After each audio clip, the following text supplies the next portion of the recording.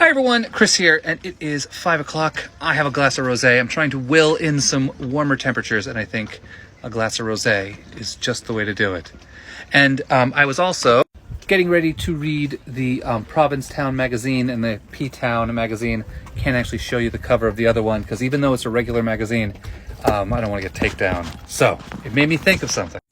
Before the internet, to learn about places you were going to sail, you'd have cruising guides. This is the one for Maine, done by Don Johnson.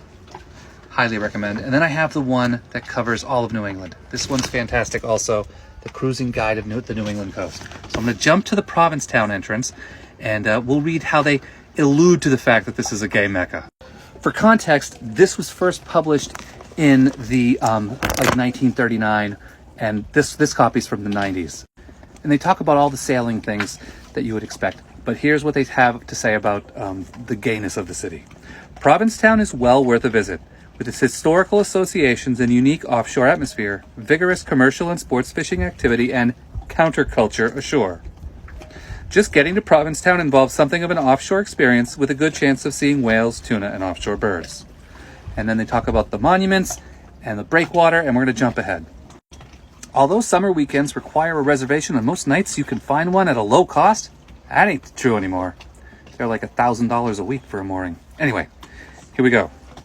In the evenings, this is a sociological exhibit. The participants are of all ages, but mostly young. They are clad in a wide range of fashions, from almost nothing to the most exotic. Language overheard bears little relation to schoolroom English. Beer, soda, and foot-long hot dogs seem to be the principal sustenance.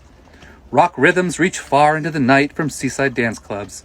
The crowd mills and surges in and out of small shops buying paintings, t-shirts with picturesque legends, and a variety of alternative gifts. It should be added that nearby are some more conventional restaurants serving conventional meals in a more formal surrounding. Sorry, I'm limited to 3 minutes. This is too funny. All right, here we go.